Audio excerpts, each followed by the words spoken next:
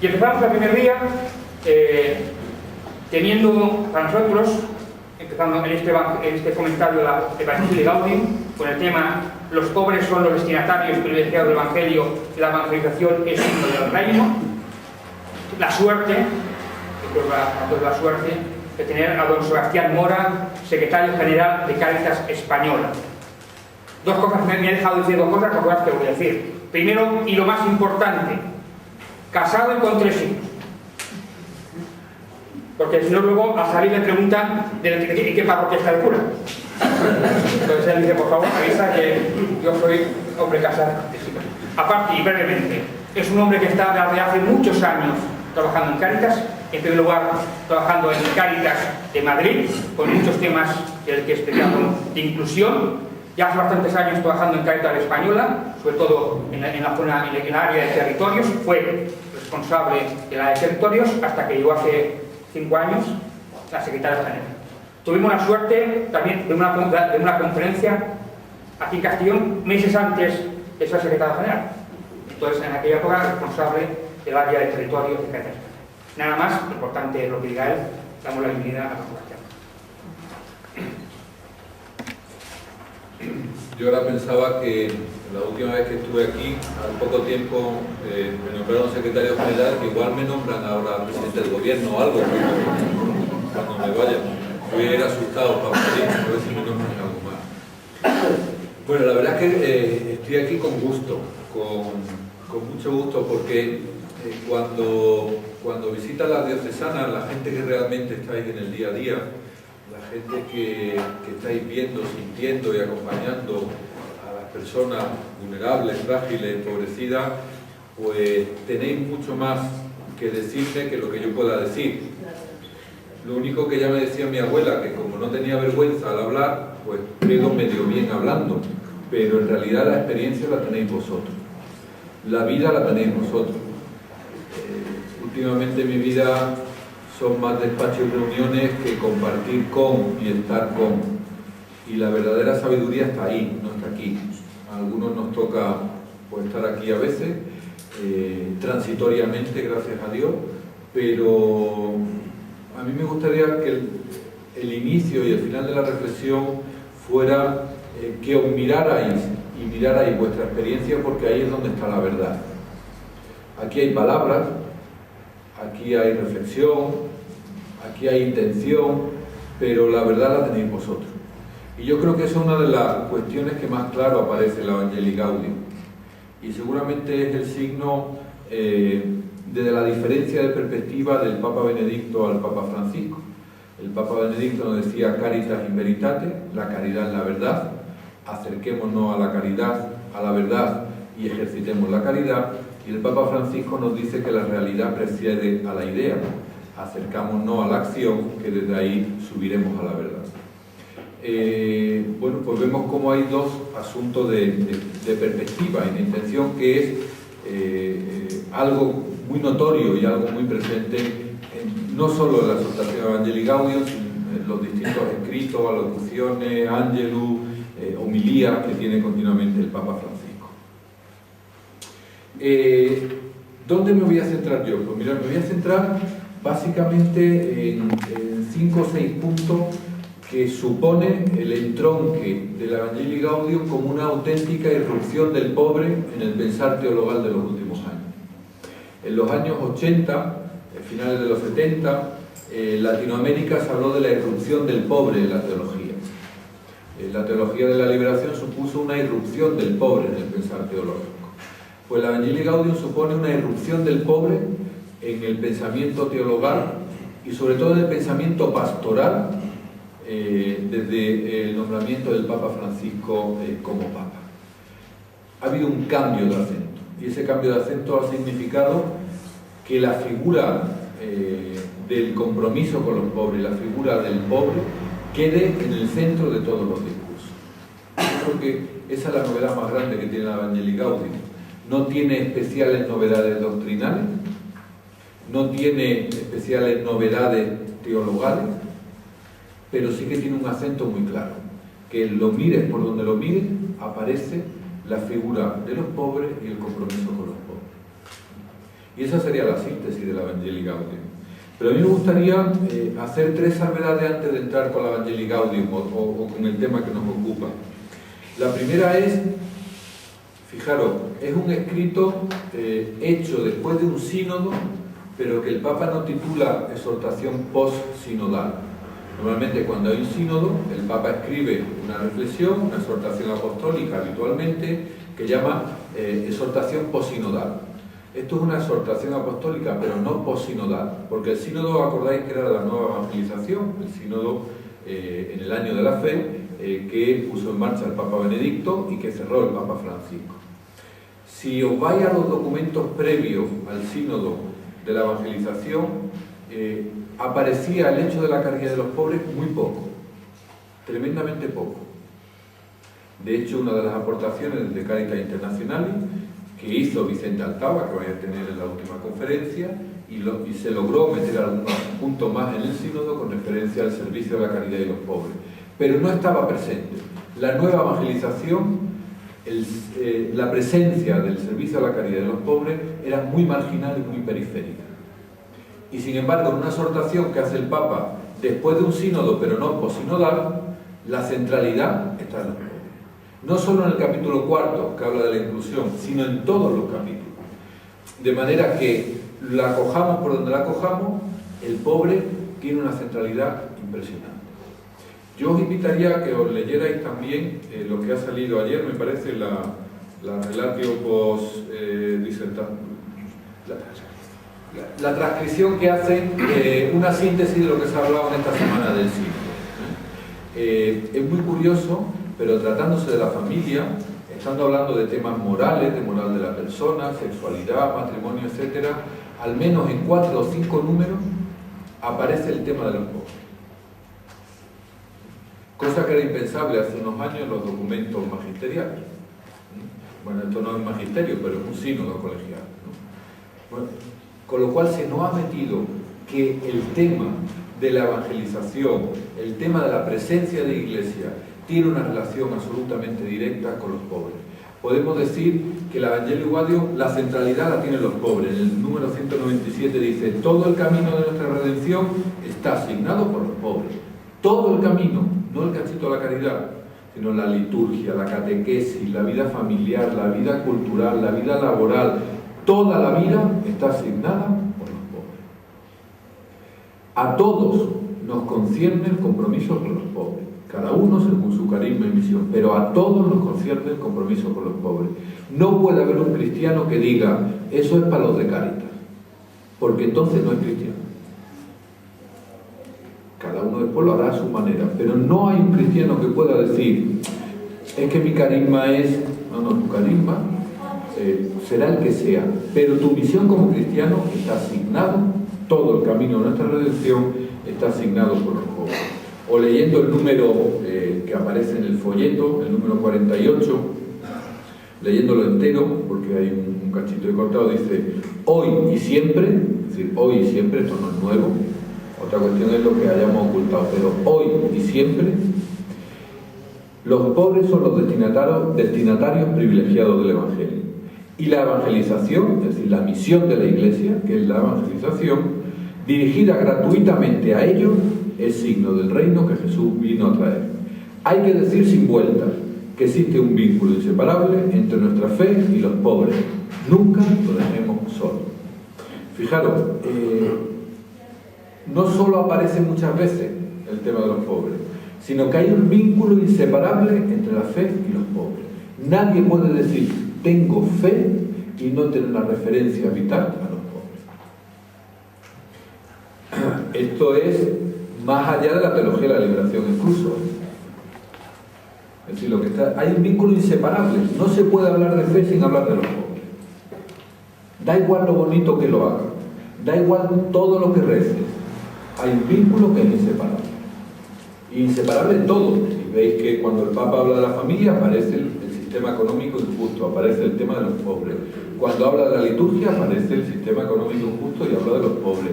Cuando habla de la catequesis siempre hay una referencia a los pobres. Y yo creo que eso es el primer elemento que tenemos que tener en cuenta.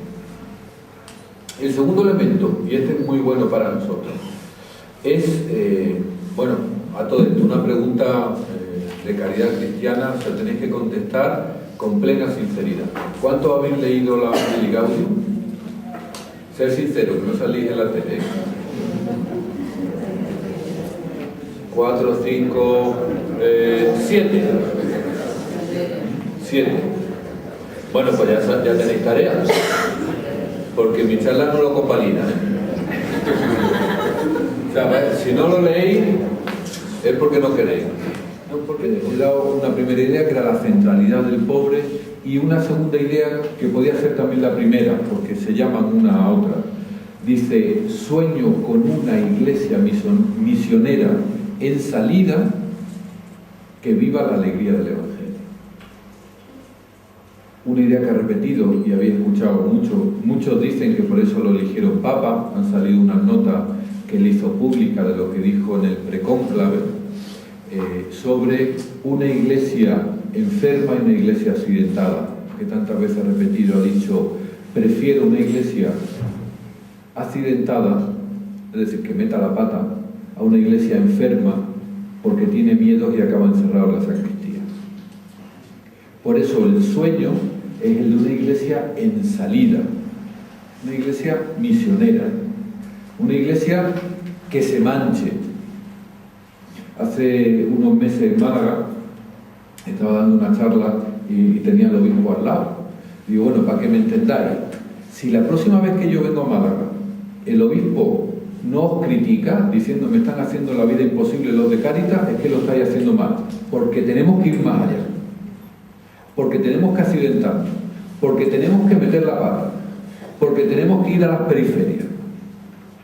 Porque si desde Cáritas, que sería la dimensión de frontera de la iglesia, estamos agusticos, pues no en la sacristía, porque nosotros somos hombres y mujeres de acción, pero en los proyectitos, en todo muy controlado, en donde nos dan medallas, en donde todo el mundo nos habla muy bien de nosotros, algo está fallando.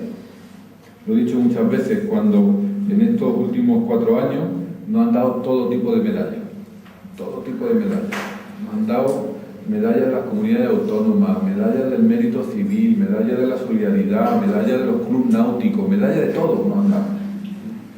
Y yo siempre que nos dan una medalla digo: cuando nos dan una medalla y no nos persiguen, es que la bienaventuranza no la estamos cumpliendo.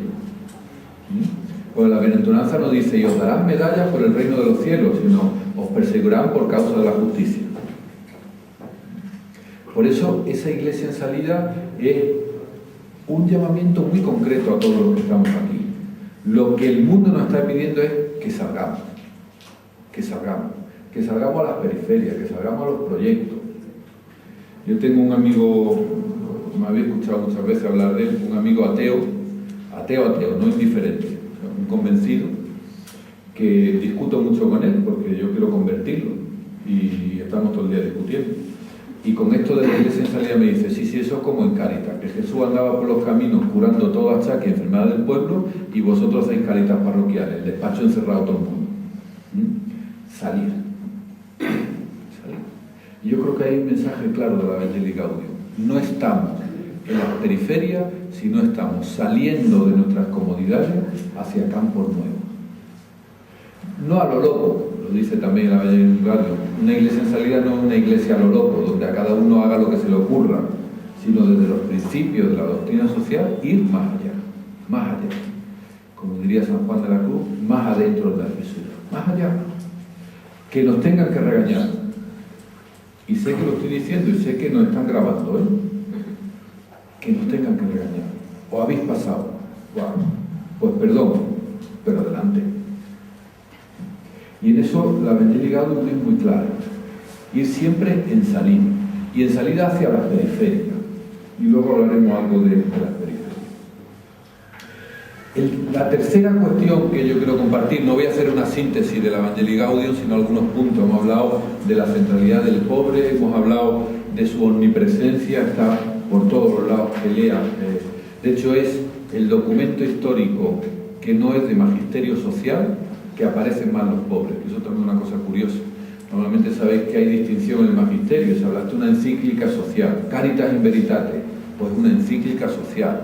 solicitud o ley social en una encíclica social, con lo cual el que aparezcan los pobres es normal. Pero esto es una exhortación después de un sínodo sobre la fe. Y aparecen mucho más los pobres que en muchas encíclicas sociales. Bueno, aparece en todos lados. Centralidad, omnipresencia, una iglesia en salida. Y después hay otro elemento muy propio del Papa Francisco. Yo creo que aquí le sale mucho su experiencia de pastor y le sale mucho también su ser jesuita. Y es, a los pobres no se accede por una idea, sino que se accede desde la experiencia. Dice en el número 24, tocando la carne sufriente de Cristo en el pueblo. Tocando. Aquí hay muchas hijas de la caridad, también resuena San Vicente Paúl. Tocando. No se llega por una idea, no, se llega contagiándonos, como los misioneros del ébola, así se llega, contagiándonos. ¿Por qué? Por estar por cerca del pobre, que es presencia de Cristo. Claro, esto es clave porque fijaros que muchas veces nosotros nos acercamos a los pobres desde una idea. Los que somos profesionales de la acción social nos acercamos desde una idea muchas veces. Método base de trabajo social. Fase 1, fase 2, fase 3. Y el pobre, no sé, fase 4, fase 5. Y el pobre, no sé, fase 6, fase 7. Nos acercamos desde una idea. Los políticos se acercan desde una ideología. En la iglesia muchas veces también, pobrecito, lo necesitamos para nuestra salvación. No, el acceso radical es desde la experiencia. La vía experiencial es la vía privilegiada para poder hablar del compromiso caritativo. De alguna manera viene a decir el Papa, mira, quien no esté contagiado en el día a día, que se calle, que vaya, que vea y que vuelva. Esto, cuando nos recibió a Caritas Internationalis en la capilla de Santa Marta, lo dijo muy claro, vosotros, los de Caritas, estáis llamados a ir y volver para contárnoslo, pero no nos contéis nada antes de ir, que eso es palabrería. Dice un amigo que lo de Caritas no es cuestión de palabras, sino de palabras. Es verdad, es un decir obrando, un tema de palabras. Entonces seguro que como se lo diga al Papa lo pone, porque le encantan las palabrejas. Pero lo de la vida experiencial es clave. Fijaros, en dinámica formativa en Caritas, no deberíamos de quedar ninguno que estemos en Caritas sin un contacto real, concreto y cotidiano con los pobres. Empezando por el obispo y terminando por quien haya que terminar. Porque la sensibilidad al final no la jugamos en el contacto. No la jugamos en irnos a casa preocupados porque hemos dejado a alguien que duerme en la calle. En irnos doloridos porque no hemos podido arreglar el alquiler de la señora María. En irnos con el alma rota porque hay unos niños que han quedado prácticamente desescolarizados. El irnos llorando ensangrentados porque han quedado en la valla muchos sueños, en esa que hay en Melilla.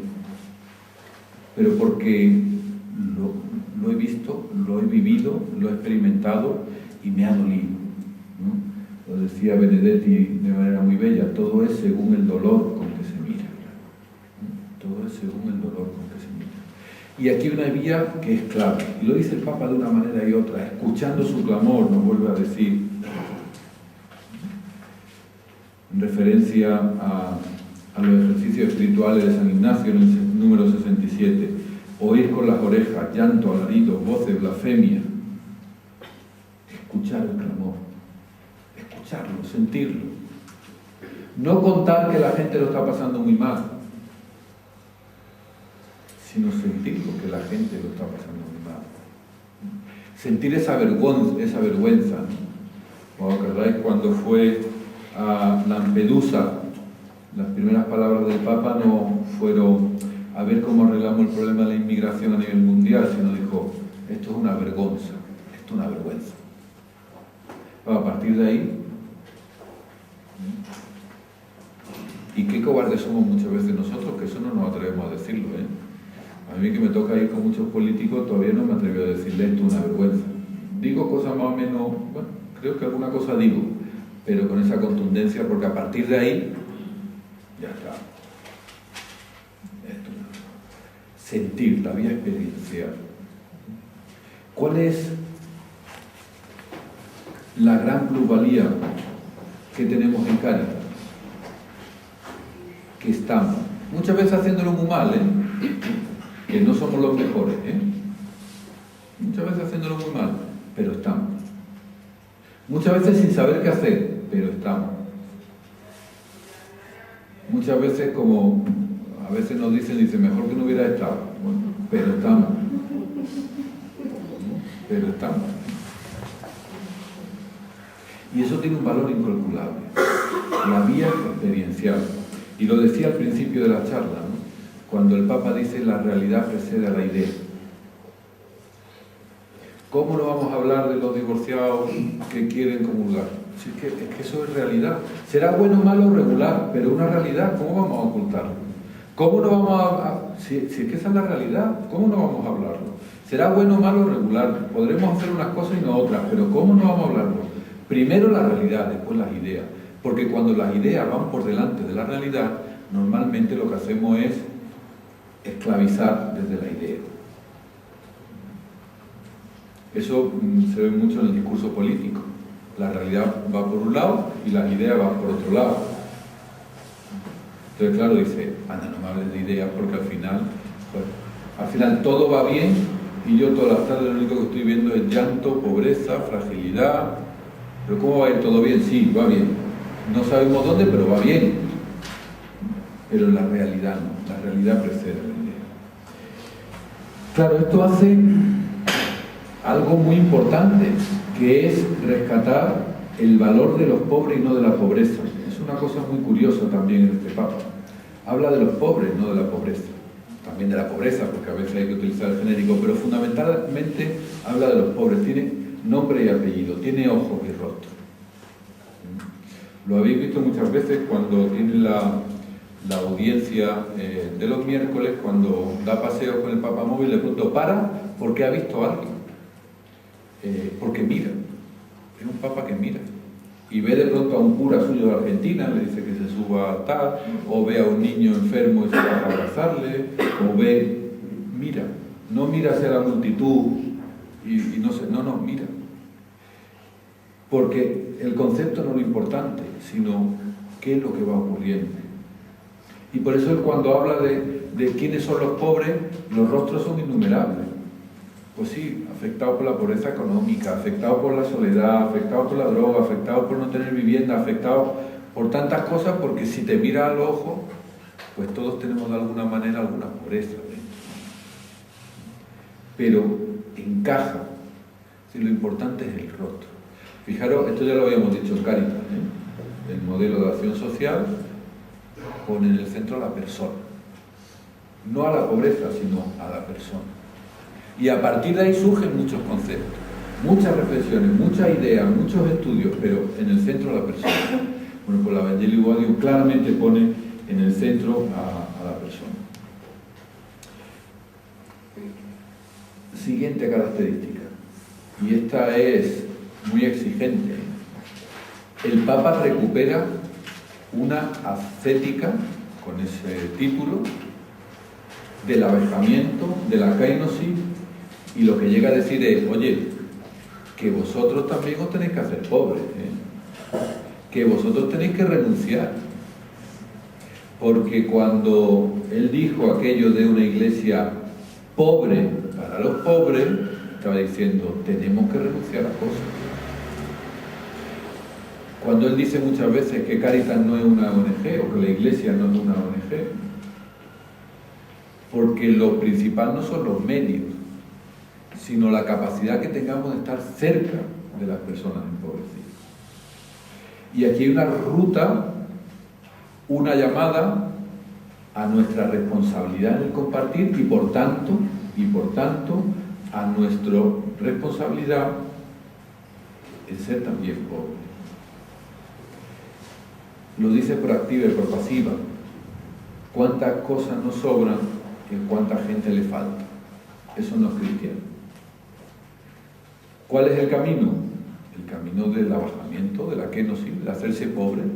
Y de hacerse pobre no por ideología, ni siquiera por funcionalidad, porque igual muchas veces teniendo más puedo ayudar más, sino por pura llamada del Evangelio. Estamos llamados a ser una comunidad pobre entre los pobres.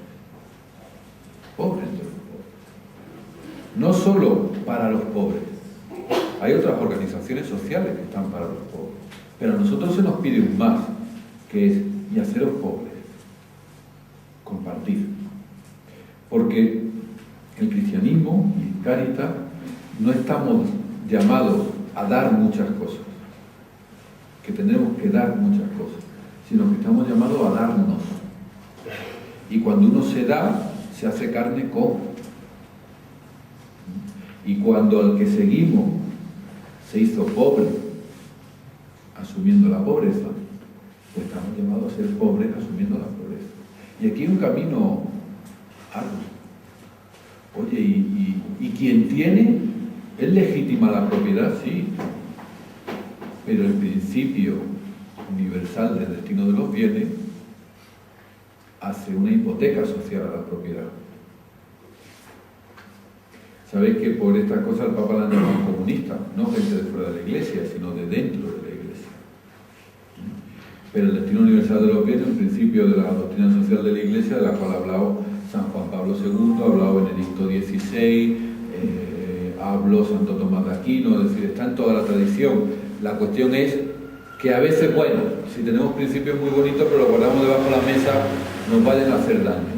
¿Y ahora qué está pasando? Porque están saliendo de debajo de la mesa principios que eran nuestros, no son novedosos, pero nos están diciendo, oye, ya que los tenemos, vamos a cumplirlos, ¿no?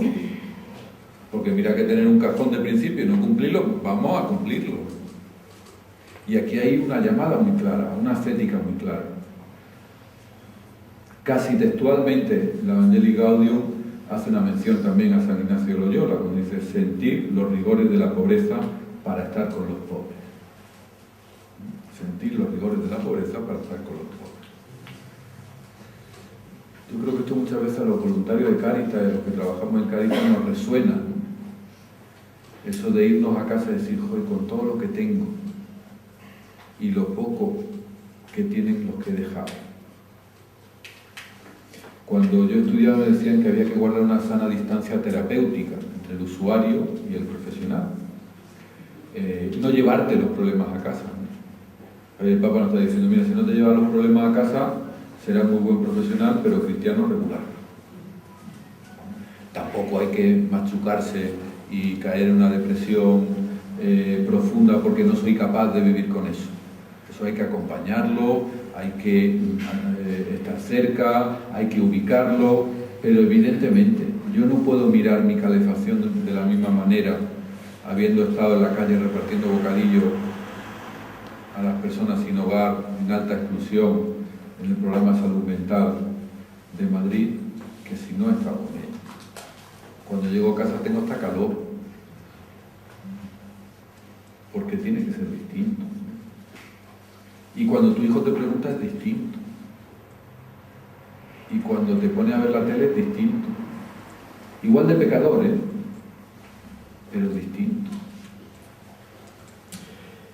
Otro elemento, y voy terminando ya, me quedan dos más, y dos más. Y tenemos un feedback de consulta. Otra cuestión que aparece de manera muy nítida es, fijaros, que todo lo he ido terciando a la vía experiencial, con lo cual podríamos caer en una especie de individualismo caritativo o de espiritualismo caritativo.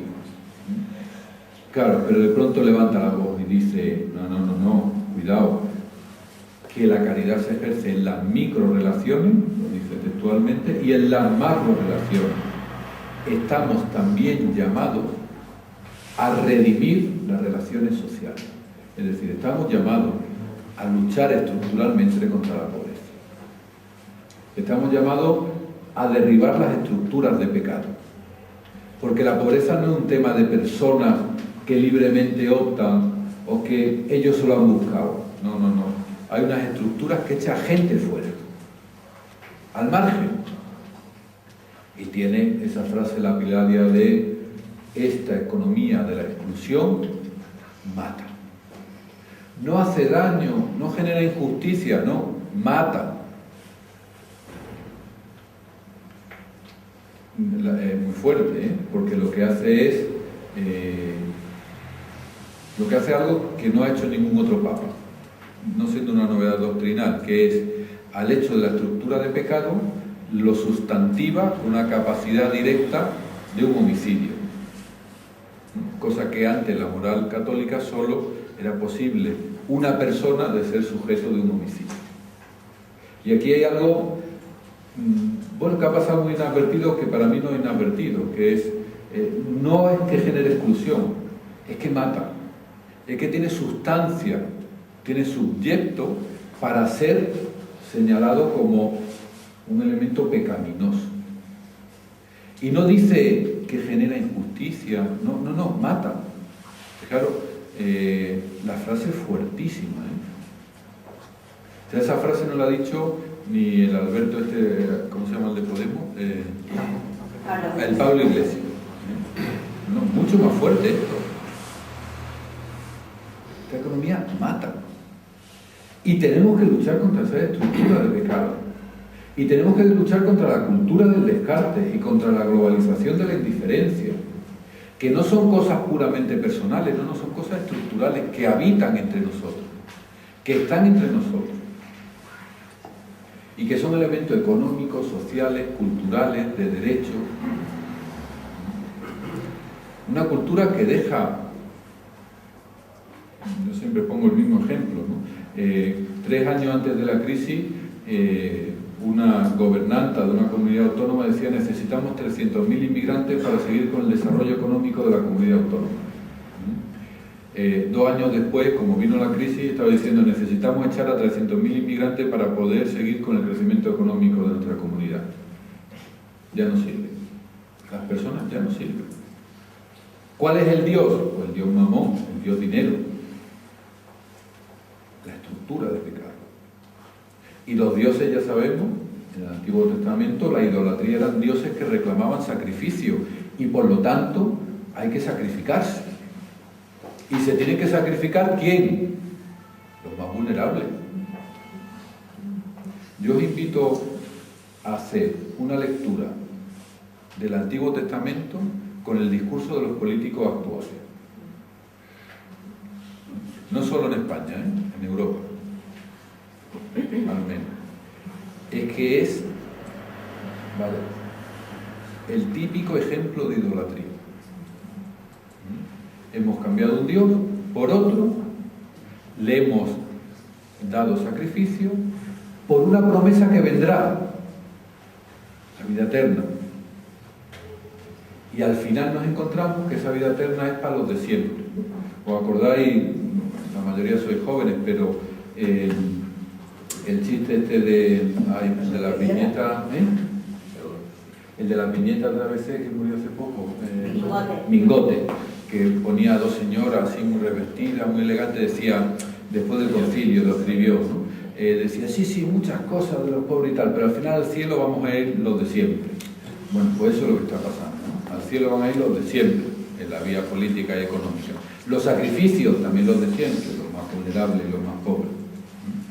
Bueno, pues esa estructura, dice el Papa, tenemos que romperla. Genera exclusión la estructura, ¿no? Y genera una desigualdad tal que es tremenda. Leeros, por favor, en el capítulo 1, todas estas cosas, porque me consta que lo leyó Montoro y se echó a temblar. Porque, ¿qué estamos diciendo políticamente? Vamos a crecer y una vez que crezcamos ya llegará a los pobres, dice el Papa. La teoría del derrame se ha demostrado que nunca ha funcionado. Es mentira. Al final, los ricos tienen más y los pobres tienen menos. Literal. Es verdad que no hay igualdad social sin crecimiento económico. ¿Tenemos que crecer? Sí, pero de otra manera. ¿Qué está pasando a nivel mundial? Porque estamos creciendo. pero la desigualdad cada vez mayor. ¿Qué nos dice FOESA? Vamos a celebrar el Congreso FOESA de aquí a unos días. Pues que la desigualdad, esa que hablábamos a nivel internacional, se está agigantando al ritmo rapidísimo en nuestro Estado. Somos el segundo Estado de la Unión Europea en mayor crecimiento de la desigualdad. El derrame no. Y fijaros, si analizamos las rentas más altas, pues las rentas más altas hubo un primer impacto de la crisis que bajaron de un 9 a un 8%, pero el segundo impacto subieron. O sea, las rentas más altas concentran más rentas que incluso antes de la crisis. Eso es pura econometría, ¿eh? Y estos datos lo dice Cáritas, pero lo dice Eurostat y lo dice también el INE, es decir, que el Instituto Nacional de Estadística, es decir, lo dice el gobierno. Está dicho allí, después no lo dice, está apuntado. Pero son datos oficiales. Bueno, pues el servicio de la caridad exige el compromiso de la caridad política. Y por eso la Iglesia se tiene que meter en política. Dice, ya lo hemos liado. Llevamos años diciendo que la Iglesia no se tiene que meter en política. Claro, no nos tenemos que meter en la lucha de partido, pero sí en política, porque la política es quien construye el bien común. ¿Y cómo no vamos a estar los cristianos construyendo el bien común? ¿Cómo no vamos a estar aportando valores a la sociedad? Y por eso la dinámica del servicio a la caridad tiene que ver con la ayuda concreta y con el cambio de estructura. Tiene que ver con las relaciones sociales y con las relaciones personales. Tiene que ver con los valores y tiene que ver con la productividad. Porque la pobreza no se da fuera del mundo, se da en el mundo. Aquel adagio que había antes del Concilio Vaticano II, fuera de la Iglesia no hay salvación, se convirtió después del Concilio, fuera del mundo no hay salvación. Extramundi nulla salus, que decía Schiller. Bueno, es que no nos inventemos otros mundos, que el mundo es el que es, y el mundo tiene una serie de elementos muy amplios. En penúltimo lugar, los pobres nos evangelizan. Eso es otra leitmotiv. Nosotros, los buenos, siempre vamos a enseñar, ¿verdad? Bueno, pues la dinámica del Evangelio es que cuando vamos, lo que hacemos es aprender. Eso sí, hace falta limpieza de corazón, hace falta valentía y hace falta ojos para mirar eso. Normalmente cuando, si yo preguntara, os voy a preguntar, ¿vale? ¿Los pobres nos evangelizan? Hay mucha gente que hace así. Si yo ahora preguntara ¿en qué? Ya decimos, hombre, pues nos evangelizan. Ya, pero ¿en qué? Hombre, pues evangelizando no. Ya, pero ¿en qué? Bueno, pues, en fin, yo cuando voy de voluntario recibo más que doy, ya, pero ¿qué recibe? Hemos hecho una frase hecha de algo que es nuclear. Los últimos precederán el reino de los cielos. Dejar que los pequeños se acerquen a mí. Te doy gracias a Dios porque has dado estas cosas a los pobres y sencillos. Sí, bueno, las cosas del Evangelio, ¿no? Pero después ya los que sabemos somos los que sabemos, los que tenemos somos los que tenemos, y los que ayudamos son los que ayudamos. Porque para verdaderamente descubrir que los pobres nos evangelizan, lo que tenemos que hacer es destruirnos, pongo comillas, como personas, y estar realmente abiertos a ese cambio que nos produce. Y por eso es tan importante no solo lo que damos, sino lo que recibimos, si verdaderamente lo hacemos desde ese desconstruirnos como personas, desconstruirnos como comunidad. Si nuestras comunidades tienen que estar al servicio de los pobres y tenemos que dejarnos evangelizar por los pobres, ¿dónde tendrían que estar los pobres en nuestras comunidades? Pues en el sitio fundamental. ¿Dónde están los pobres? Bueno, pues normalmente por la puerta de atrás, salones, decía una, igual también me lo había escuchado, una señora, una voluntaria de Aracena, yo lo llamo el efecto Aracena. El efecto Aracena es que ella decía, en una charla, pues yo estaba diciendo algo parecido a esto, y me dice, sí, los pobres están en el centro, dice, por eso los mejores sitios para curar jamones, los despachos de Cáritas. La señora lo dijo 2 o 3 veces y digo, hombre, pero señora, ¿y por qué? Dice, hombre, para curar jamones, oscuro, frío y apartado, los despachos de Cáritas. Cuando tendrían que estar en el lugar privilegiado. En el lugar privilegiado. Y aquí hay curas, aquí hay párrocos. Vamos a abrir el proyecto de Cáritas los martes a las 6, no que hay catequesis, no vamos a mezclar los pobres con los niños, porque claro, ¿cómo se me ponen las madres y los padres? Porque claro, ahora el menudo follón, como, no es tu lío, ¿no? Porque al final, claro, viene gente sucia, no, venga, los miércoles, que no hay catequesis, de 8 a 9 porque, o por la mañana mejor, mucho mejor los pobres por la mañana, que los niños están en la parroquia y hay poca actividad, entonces, bueno, ya llenamos cuando no hay gente. Y esto es uno de los grandes problemas que nos hemos encontrado, que de la caridad hemos hecho un servicio especializado al margen de la vida de la comunidad. Entonces hacemos muchas cosas para los pobres, pero hacemos muy pocas cosas con los pobres. Por ejemplo, es típico en las parroquias la excursión de final de curso. Invitamos a todos los agentes pastorales.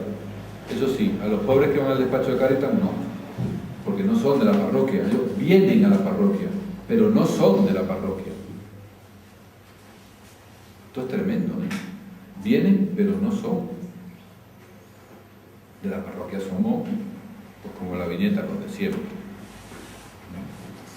Vienen, pero no son. ¿Cuánto espacio hay, no para hacer nada, sino de acogida? La parroquia como lugar antropológico, como espacio de relación, de vinculación. No, la parroquia es un lugar litúrgico sacramental.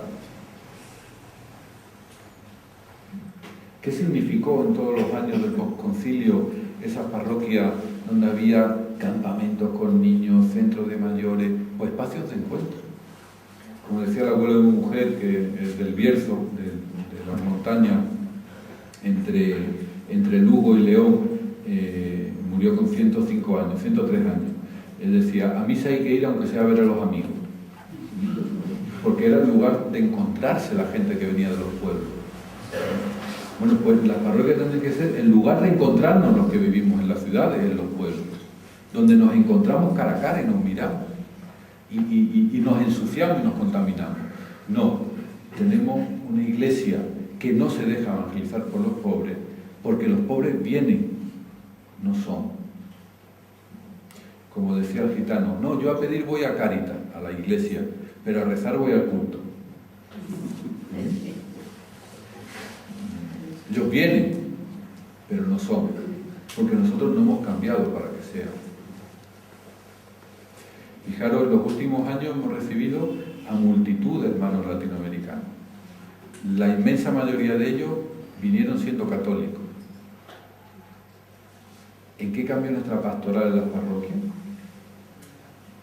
Para un tipo de religiosidad distinta, a veces más movida, a veces más centrada en la vida popular, a veces más mariana.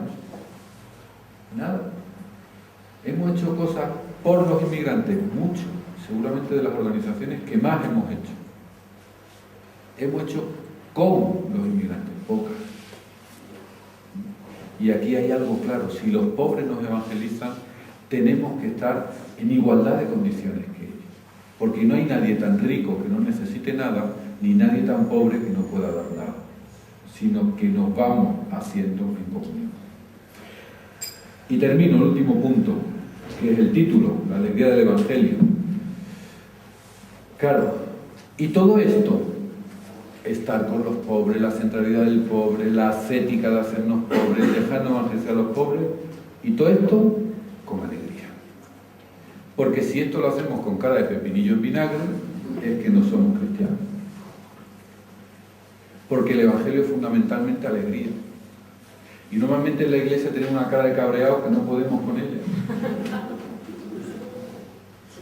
A veces entramos en un despacho de Cáritas, en una parroquia, y decimos, joder, la bronca que habrá tenido con el marido o con la mujer hoy, por lo menos la cara tiene. ¿Quién se la habrá muerto? Me decía un chaval una vez, un chaval que estaba bebiendo en la calle, y dice, oye, aquí en la parroquia no hay nadie alegre. porque es que no hay nadie alegre. Y la alegría nos viene de lo otro. Y la alegría nos viene de cultivar esa espiritualidad que Vicente tratará el último día, que nos hace estar con los pies en la tierra, anclados en la tierra, pero con la mirada puesta en el cielo. Si solo miramos al cielo, se nos pone cara de bobo. Si solo miramos a la tierra, bobo. Si solo miramos al cielo, se nos queda cara de bobo, ¿no? Está muchas veces la geografía de los santos, ¿no? Todo así con la cara, así blanquitos, todo, ¿vale? Sin eso.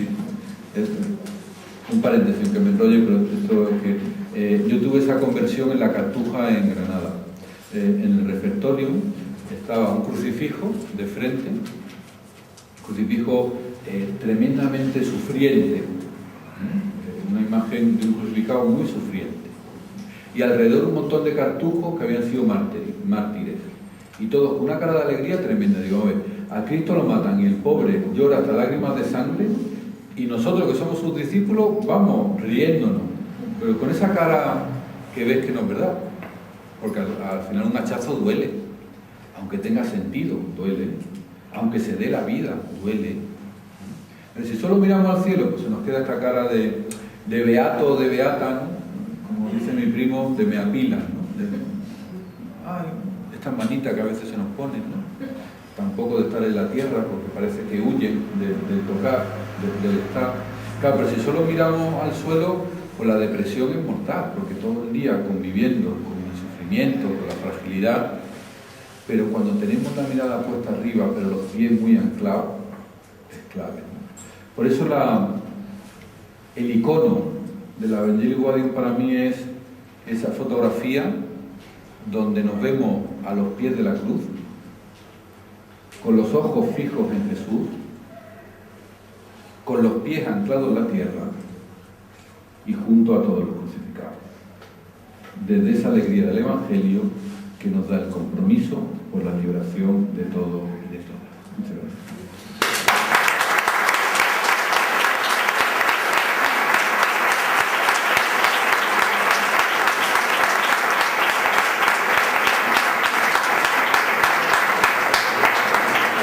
Dejamos ahora unos minutos, si alguien quiere hacer un poco de coloquio o una pregunta a Sebastián Mora.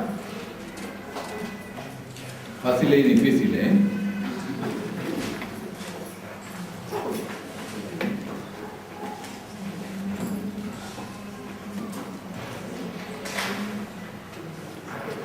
Venga, una pregunta por caridad cristiana, que si no me baja la autoestima y me cuesta una pasta de buen psicólogo.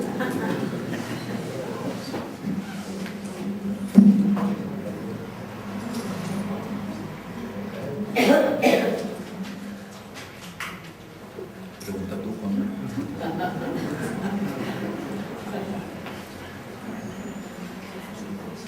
Yo más que una pregunta, si me deja decir un comentario.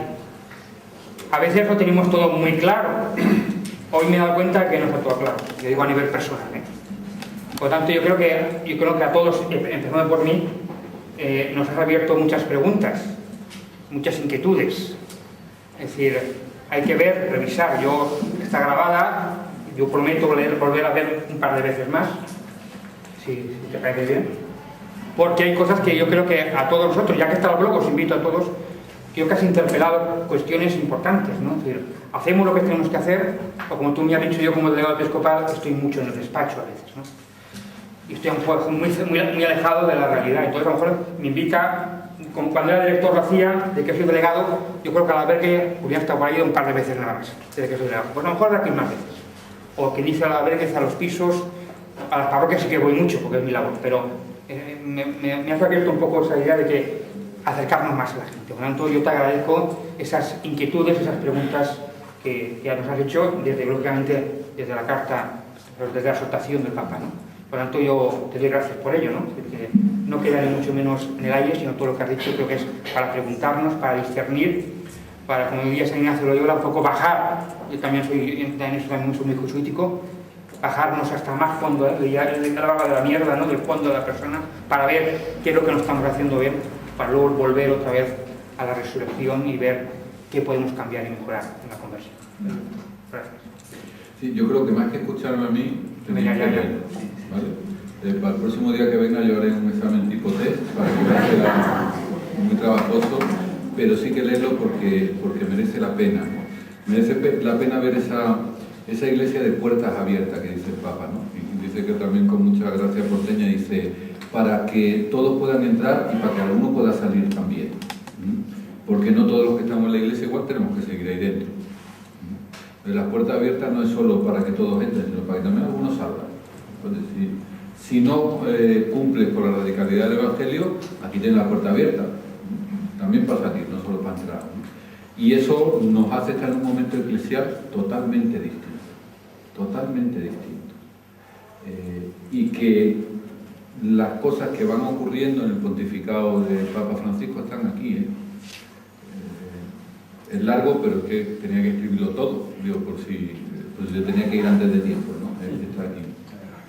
Y con una reflexión, y yo termino si no hay pregunta, anoche en un acto con el secretario general de la Conferencia Episcopal, con Gil Tamayo, haciendo alusión a una reflexión de un teólogo, decía que la elección del Papa Francisco ha supuesto un cambio eclesial muy fuerte, porque hasta ahora las iglesias del sur eran las iglesias reflejo de lo que pasaba en Occidente, y ahora se están constituyendo en las iglesias fuente y nosotros en su reflejo. Y eso nos va a doler a los que vivimos aquí, porque llevamos muchos años siendo la fuente de todo, y sin embargo esto ha cambiado. El Papa del fin del mundo se constituye como iglesia latinoamericana, en este caso, en fuente de lo que antes era el reflejo. Allí llegaba lo que pensábamos aquí, lo que decíamos aquí, y ahora se están convirtiendo en fuente. Lo que se vive allí está aquí en un primer plano. Y cuando eso nos pasa, nos duele, y nos estamos doliendo como iglesia, con muchas cuestiones doctrinales, de uso, de cambio, de nombramiento. Bueno, pues estamos ahí en ese momento de cambio, pero un momento que es precioso. Ayer leía un artículo que decía, suenan y huelen otra vez aires del concilio. Bueno, pues yo creo de esa iglesia que se puso a discernir hacia dónde quiere ir. Bueno, pues uno de esos momentos que contaremos a nuestros nietos. Yo viví aquel que, porque han sucedido dos hechos que son históricos. Una, la renuncia de un papa. Dentro de 100 años hablaremos más de la renuncia de Benedicto XVI que del pontificado de Francisco, porque ha supuesto la humanización del papado y la capacidad de decir, me voy con una libertad de espíritu impresionante, un auténtico hombre de Dios, pero ha significado también la elección del primer papa no europeo, el constituirse en las iglesias periféricas en iglesias fuentes. Y eso nos va a cambiar como iglesia y nos va a cambiar como sociedad, y yo creo que gracias a Dios. No hay ninguna pregunta más. Perdón. ¿Podéis decir el libro si hay que comprarlo? Está en internet. Si tiene acceso a internet, está en internet. Y si no, Juanma te lo regala. Sí.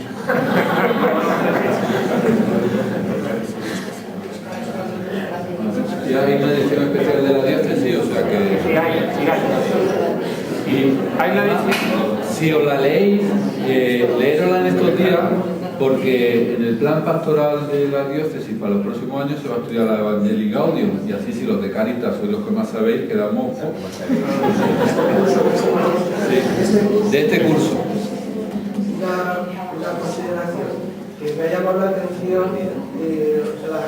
la clave que has dado de la interpretación de la centralidad del pobre, porque el otro día escuché una ponencia sobre la Evangelii Gaudium y sin embargo era hablar de muchas cosas, pero esa centralidad que tú nos has hecho ver, que la miremos, que está omnipresente y está tal, a mí me ha resultado muy iluminadora, porque claro, al leer la encíclica, a veces como cuando leemos el Evangelio, cada uno tendemos a leer las cosas, quedarnos con lo que ya somos, pero lo que nos abre, hacemos nuestra reinterpretación. Entonces, a mí me ha parecido muy positivo. No había oído en todos los comentarios que he ido oyendo aquí por la diócesis ninguno que hablara con tanta claridad de las claves que nos has dado de la centralidad del pobre en la encíclica. Lo dice el Papa, que es central. O sea, yo soy el vocero, que dirían en Latinoamérica. Claro, porque nos duele. O sea, porque un documento que no es magisterio social tenga tal centralidad significa que toda la Iglesia tiene que girar alrededor del pobre. Hace 20 días he estado en Brasil en un encuentro de la Amazonía, de obispos brasileños y latinoamericanos de la Amazonía. Una experiencia muy rica. Uno de los obispos, cardenal que estaba, era el cardenal Humes. Sabéis que el cardenal Humes es el que estaba sentado al lado del Papa en el cónclave, y que el Papa contó que cuando ya tenía los votos, que ya era Papa, ¿vale?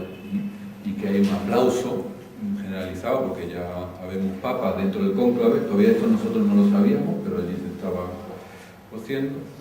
Y el cardenal Humes se levantó, le dio un abrazo y le dijo: Santo Padre, no se olvide de los pobres. Y fue cuando él pensó: Francisco me llamaré.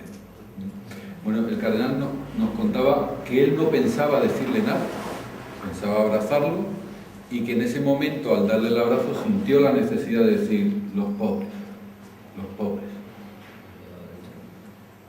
Claro, cuando eso se vive con un compromiso real, cuando se vive perseguido, cuando la mitad de los obispos que estaban allí, que no tenía una cicatriz, tenía una pedrada, y el que no lo habían echado de allí por la defensa de los pueblos indígenas y de los excluidos, dice: claro, ahora entiendo esto, ahora entiendo esto. Y entiendes Aparecida, ¿no? Que cuando le dicen al actual Papa ¿qué dos cosas tiene que haber en Aparecida?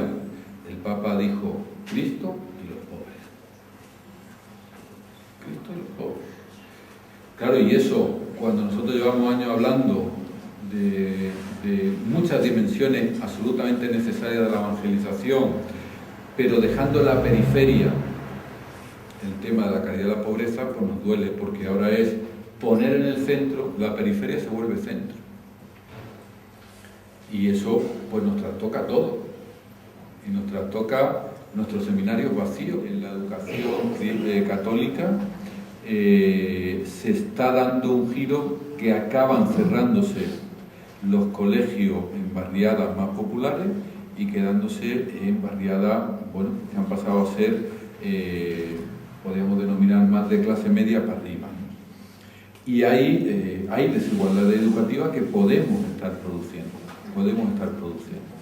Ahora, el informe FUESA, uno de los capítulos que analiza eso.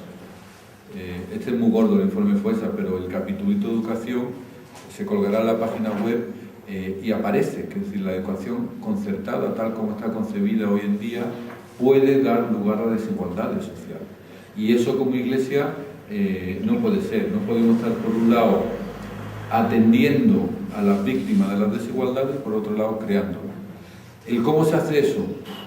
Pues muy complicado, porque es un tema de planificación, es un tema de opciones, un tema de acuerdo con las administraciones públicas, es muchas cosas. Pero también tengamos una cosa, lo voy a decir a modo provocativo, esto que voy a decir no es toda la verdad, pero tampoco es mentira.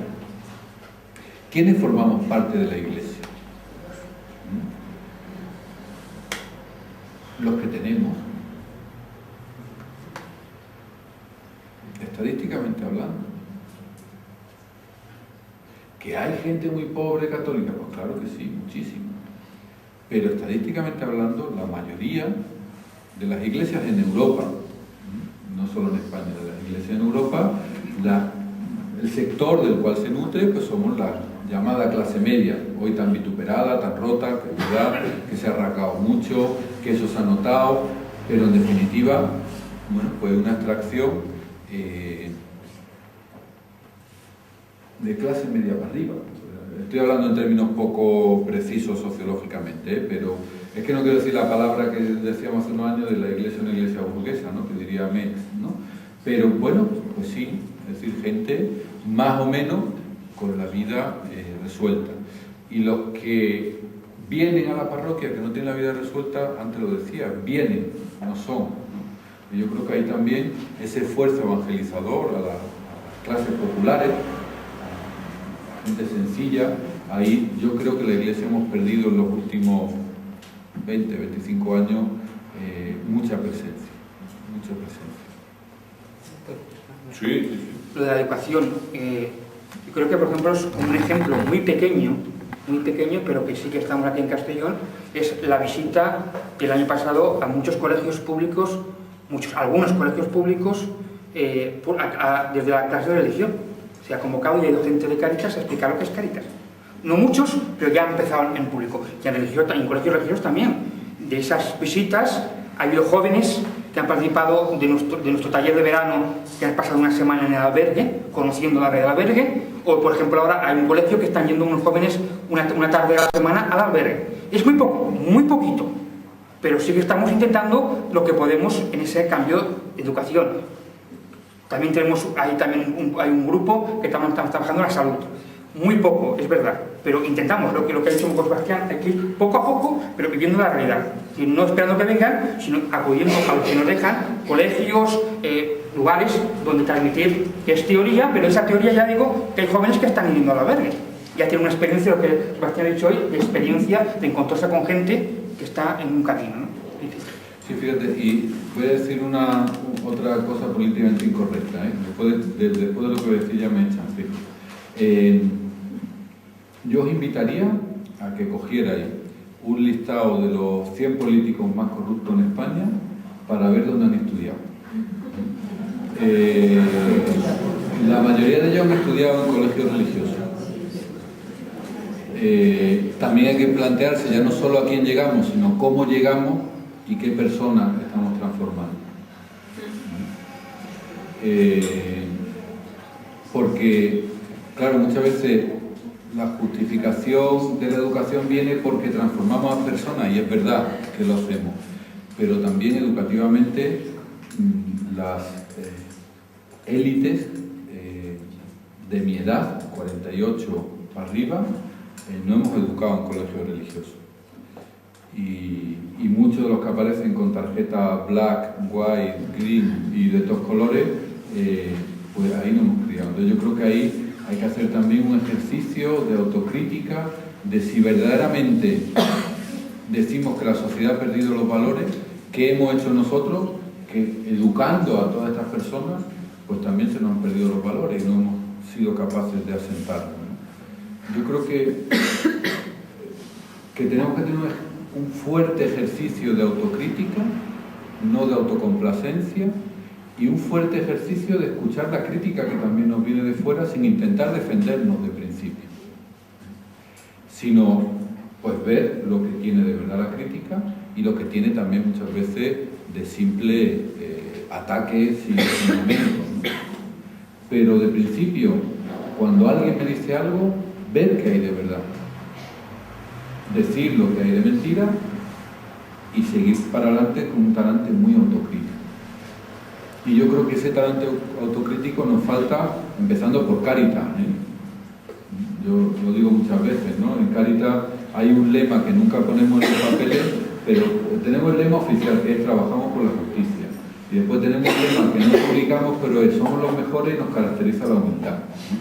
Que ese no lo publicamos, pero al final es, ¡guau! En Cáritas le damos a todo el mundo, en Cáritas somos magníficos, en Cáritas... Bueno. Un poquito de autocrítica y no autocomplacencia, ¿no? Y esa autocrítica también tiene que ser escuchar la crítica que nos viene de fuera. Cuando nos dicen asistencialistas, decir, no, porque, a ver, que igual tienen razón, que igual somos. Vamos a repensar lo que nos dicen.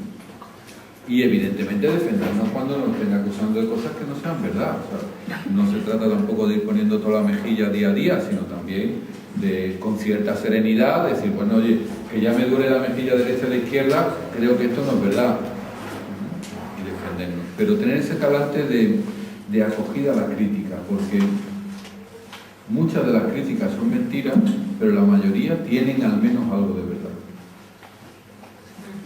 Acabamos ya. Os invito el próximo día 16 de diciembre, aquí en este local ya, a partir de ahora todos los Sebastián de Chuqueta no se podía quedar, con 2 horarios, a la misma charla, a la 1:30 y a las 7, para poder dar más posibilidad. repito, el 16 de diciembre, a la 1:30 a las 7 aquí en este lugar, dará la charla el reverendo Ángel Iriarte, delegado de Pastoral Social y director de Cáritas de Sena de Pamplona.